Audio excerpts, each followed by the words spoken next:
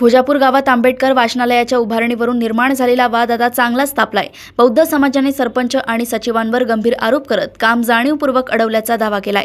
यावर प्रतिक्रिया देताना सरपंच संदीप सावरकर यांनी सर्व आरोप नाकारले आहेत। त्यांच्या मते वाचनालयासाठी जागेची निवड ही केवळ विकासाच्या दृष्टीने करण्यात आली असून कोणत्याही समाजाला लक्ष्य करण्यात आलेले नाही। ते पुढे म्हणाले की जातीय अपमान आणि सामाजिक बहिष्काराच्या तक्रारी निराधार असून त्यामागे राजकीय हेतू आहे। बाबासाहेब आंबेडकर वाचनालय यांचा तुम्ही धूरविरोधी आहात, याच्यावर तुमचं काय म्हणणं आहे? नाही साहेब, आपण विरोधी ना कोणत्या पद्धतीने आपण विरोध केलेला नाही, पण गावातील लोकांचा पण त्याच्यावर विरोध नाही, फक्त जागेसाठी वाद आहे। म्हणजे जागा कुठे आहे पूर्ण डिटेलमध्ये सांगा। जागा ते जे मागणी करत आहे जिल्हा परिषद शाळेची मागणी करत आहे, जुन्या जिल्हा परिषद शाळेची, आणि गावाला म्हणत आहे का समोरची जागा जी आहे खाली तिथे यांनी घेण्यात यावं। आरोप सचिन सर, 6/2/2025 एक ठराव पास होऊन तिथे जर ठरवण्यात आलं होतं की पर्टिक्युलर ठिकाणी इथे वाचनालय बनणार, त्यानंतर निधी पण प्राप्त झाली। मग आता काय असा वाद निर्माण झालेला आहे की तिथे न बनवता कुठे बनवायचं आहे, आणि काय समाजात तेढ निर्माण झालेलं असं इथे प्रकरण दिसून येतं। यावर आपलं काय? 6/2/2025 रोजी जी सभा घेण्यात आलेली होती त्याच्यामध्ये फक्त मंजुरीकरिता ठराव घेण्यात आलेला होता।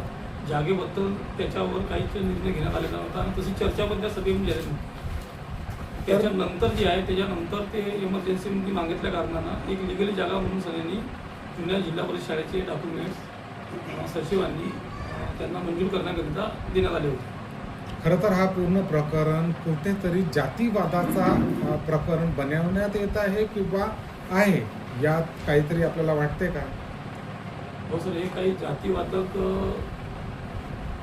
बनवून आलेत का जेणेकरून त्या जागेवर आपण बनवायला पाहिजे म्हणून सांगण्याने ते जातीवादक येईल हे करून सांगण्याने प्रेशराईज करून सांगणे, जातीच्या नावानं प्रेशराईज करून सांगणे ते एक थोपण्याचा प्रयत्न गावाला करत आहे असा माझ्या निर्णय येतो। जे 10% जे दलित समाज आहे गावातमध्ये त्यांचं एक थेट डायरेक्ट आरोप आहे की इथे जातीवाद सुरू आहे आणि त्यांना दाबायचा प्रयत्न सुरू आहे। जातीवादाचे विषय ना फक्त जागेचे विषय आहे, जातीवादक असे कोणत्याही पद्धतीचे कार्य त्या सभेमध्ये किंवा इतरत्र गावात चालू आहे। यासाठी त्यांनी रामटेक पोलीस स्टेशनमध्ये कंप्लेंट पण एक दाखल केलेली आहे, त्याच्यावर ती समोरची कारवाई आणि विचारपूस इन्व्हेस्टिगेशन सुरू आहे। याच्यावर काय म्हणणं?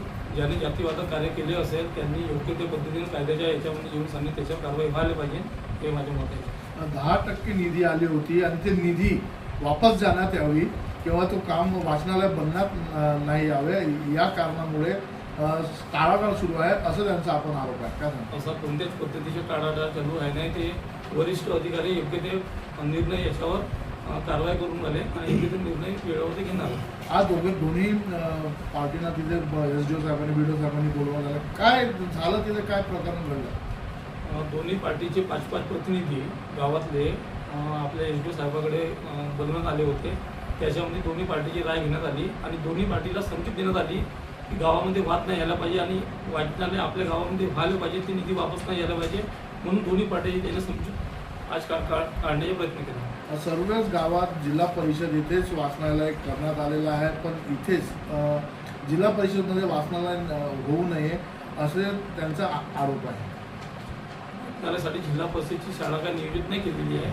वाचनालय कोणत्याही ठिकाणी बांधण्यात येते, परंतु त्यांचा हट्ट आहे का हा चौकामध्ये जिल्हा परिषद शाळा असल्या कारणानं त्या चौकामध्ये बनवण्यात यावी असं त्यांचा हट्ट आहे। परंतु गावाल्याचे म्हणणं आहे की तिथं बा एक खुला राहीस आणि तिथं सभामंडप राहून गावातील सांस्कृतिक कार्यक्रम तिथे होतात आणि समोर आणि शाळेसाठी ते राखीव करण्यात यावी, तिथे सभामंडप घेण्यात यावा जेणेकरून संपूर्ण गावासाठी ते कोणत्या तरी कामात लागावी अशी त्या गावाल्याची मीटिंग होऊन आम्ही अशी त्याची राय आहे। पण या वाचनालयासाठी तुमचा विरोध आहे का? माझ्या पर्सनली कोणत्याच कार्यासाठी विरोध नाही आहे, कारण की मला जर काही विरोध करायचं राहिलं असतं तर मी हा प्रस्ताव शासनाकडे पाठवून मंजूर करून घेतला नसता।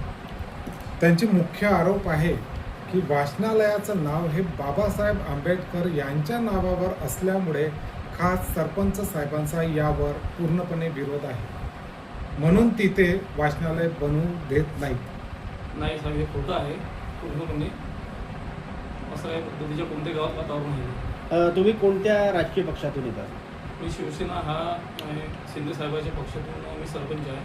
तर यावरून त्यांचा एक आरोप आहे की त्यांचं असं म्हणणं आहे की जे सरपंच आहे त्यांच्या डोक्यावर आशिष जयस्वाल यांचं हात आहे, म्हणून त्यांचं कोणी काही करू शकत नाही. हे सरासर खोटं आहे. आशिष जयस्वाल आमदार साहेब जे घेतात नियोजन, ते निर्णय घेतात, ते योग्य पद्धतीने घेतात. असे कोणतेही जातीवादक कार्य करत नाही. आणि उपसरपंच आहे 10 वर्षापासून ST कॅटेगरीच्या माझ्यासोबत काम करत. जयस्वाल साहेबांकडे गेला होता प्रस्ताव घेऊन. तर दलित समाजाचा असा आरोप आहे की तो प्रस्ताव आशिष जयस्वाल यांनी फेकला, त्याच्यावर बाबासाहेब आंबेडकरांची फोटो होती आणि तिरस्कार झाला, असा त्यांचा आरोप आहे. नाही, अशा पद्धतीची कोणती महिला माहिती ना, परंतु आमदार साहेब अशा पद्धतीचे कार्य करत नाही. ते सर्वांना घेऊन सगळे गाव विकासाच्या, गाव हिताचे कार्य करत असतात. 8 एप्रिलला त्यांचं तीव्र आंदोलन घेण्याचं त्यांनी म्हटलं आहे. त्याच्यावर आपलं काय म्हणणं आहे? ते आपल्या न्याय हक्कासाठी लढण्याची सर्वांना परवानगी आहे आणि सर्वांना न्यायाधीश आहे. परंतु SB साहेबांनी त्यांना समजून सांगितलं की तुम्ही कोणत्याही पद्धतीच्या 8 तारखेला आंदोलन करू नका, त्याच्यातून काहीच सार्थक होणार नाही. म्हणून त्यांना आंदोलन थांबवण्यासाठी त्यांना विनंती करण्यात आलेली आहे आणि त्यांनी सकारात्मक भूमिका दाखवलेली आहे. SDO साहेबांचं अजून एक म्हणणं आहे की हा ऑर्डर जे आहे तो फक्त एप्रिल एंडपर्यंतच व्हॅलिड आहे, त्याच्यानंतर तो कॅन्सल होऊ शकतो आणि निधी पण परत जाऊ शकतो. असं SDO साहेबांनी पुढेच म्हणलेलं नाही. मुलांच्या मीटिंगमध्ये असं कोणत्याही पद्धतीने सांगितलं नाही. याला सध्या काही हे ओळख होत नाही. म्हणजे हे सगळं खोटं आहे. हे सर्व खोटं आहे. सर्व लावालावी करून सांगलेले ते प्रेशराईज करून खूप घाईनं काम करण्याची याच्यामध्ये होणार.